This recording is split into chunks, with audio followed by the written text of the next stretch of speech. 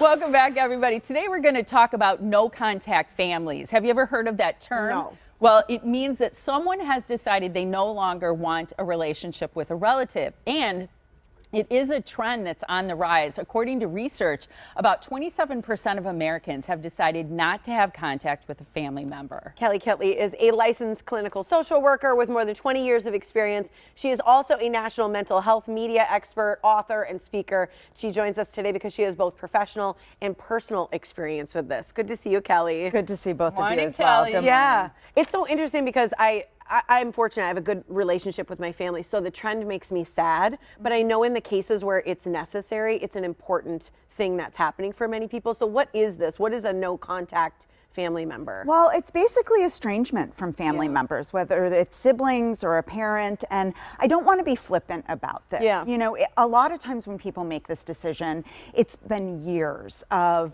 family conflict or discord or trauma or psychological abuse. And so it is not a one size fits all situation. Yep. And as you mentioned, personally for me, I've been in no contact with my own father for many years. Yeah. And it took a long time to get to that point. And so I think, as you mentioned, it does make people sad. Yeah. It's your family. How could this Right. possibly happen? However, we have to take a look at what is best for our own mental health. Is it doing more damage, or is it helping the situation if we actually have two willing people who are willing to sit down and have a conversation and work through some of the conflict? One of the things I really like about what you said is that obviously you don't take it lightly. Yeah. And we know you. I mean, Yep. I'm sure a decision like this is not something you Weighs on decide your heart. overnight or is impulsive. It weighs on Yeah. your heart. But I think it's very interesting professionally. I'm sure you talk to people all the time who are in this decision or debating it. But I also wonder why you decided to also lend a voice to your personal experience with it and your share it. tumultuous relationship with your dad. Sure, because it is a lonely experience. And I'm the oldest of 5, and all of us have different relationships with our parents. And, you know, what one sibling chooses to do versus another sibling is really a personal decision. And so for me, in navigating this decision with clients, it is about what works best for you, not what's going to make your family happiest or to try to keep the peace, but making an individual choice. And it does take some reflection about, you know, what kind of boundaries can I put in place? Can I still show up at family gatherings and just distance myself a little bit? Yeah. Because I do want to keep that family unit together. But what we have noticed is because of the divorce rate being what it is, which is 51% of people are divorced, it can create a rift in families.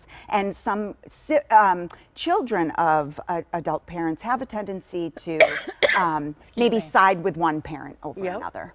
So break down the difference between creating boundaries and cutting ties. Excuse me one second. Yep. Can you grab me a cough drop? I'm so afraid of It's like been having weeks my of it, don't worry.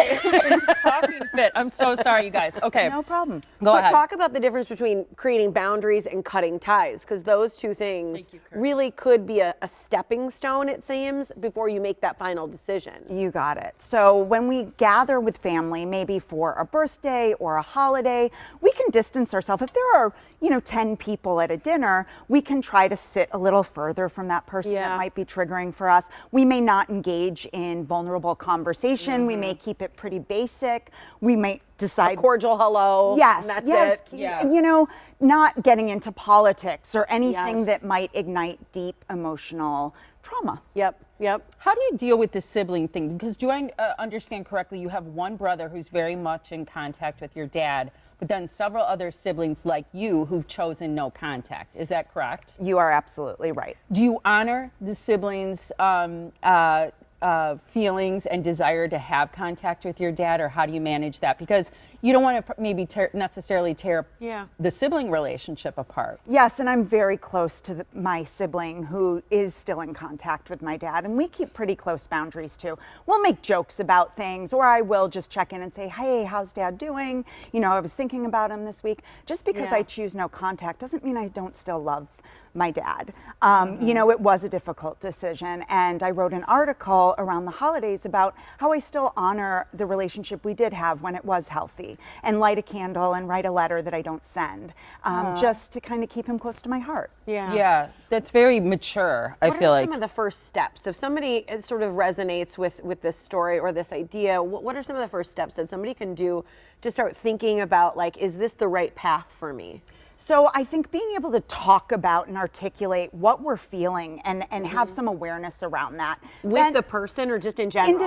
Individually. First and foremost. Yep. And then the next step would be, hey, this has been kind of gnawing at me. Can I have a conversation with this person? Maybe I can ask them for coffee. You know, we want to have neutral environments that we meet people because we want to be on an equal playing field. And if it's really hot topic and people have increased emotion, do it in public because we are all on our best behavior in public, and then we can leave the situation if it does become unmanageable. One of the things that I liked was your suggestion, if you're unsure about what to do and you're kind of on the fence about it, is writing a letter. And you mentioned writing a letter that you never send. But I often think in writing, you get your feelings and your thoughts out, and you can organize it and you can reread it and you can release things. And I think it's such a great tool to write, even if it doesn't ever go anywhere.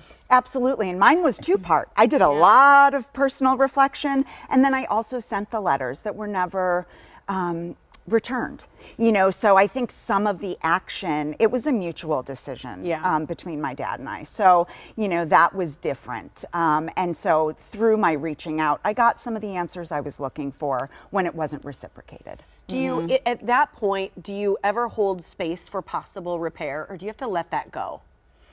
I have tried for years to repair, and I am the eternal optimist. And, you know, I think that there is a grieving process, that it was a slow drip. It wasn't just an automatic cutoff. And I got to a place where I said, you know what, I'm going to detach with love. Acceptance. Yeah, acceptance is an absolutely therapeutic model. Does the fact that it's mutual hurt your feelings? Like, for example, if somebody's always trying to have contact with you and repair the relationship, that's one thing. But if they're also like, they're your parent and they're like, I think this is best that we don't have a relationship, that seems hurtful to me. It is so hurtful, especially as a mom. I couldn't imagine not wanting to have a relationship with one of my children, and I would do anything to try to repair that relationship. But you know, mental health issues get in the way, substance abuse gets in the way, trauma.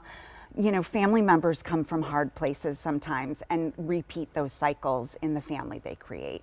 And so we really have to break generational traumas. And I feel like that's something that I did in my own relationship. You know, I give you so much credit because you've also written a book where you share personal experiences that are very private, but also very painful.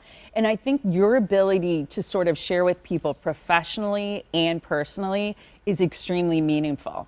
Thank you so much. You know, and I do make it clear to my clients, some have read my book, some have not, that just because this was a decision that worked for me, I don't, you know, project that onto anybody else. And so some people say to me, I will never cut off a relationship with a family member. I am in this for the long haul, but this is what I'm going to do different.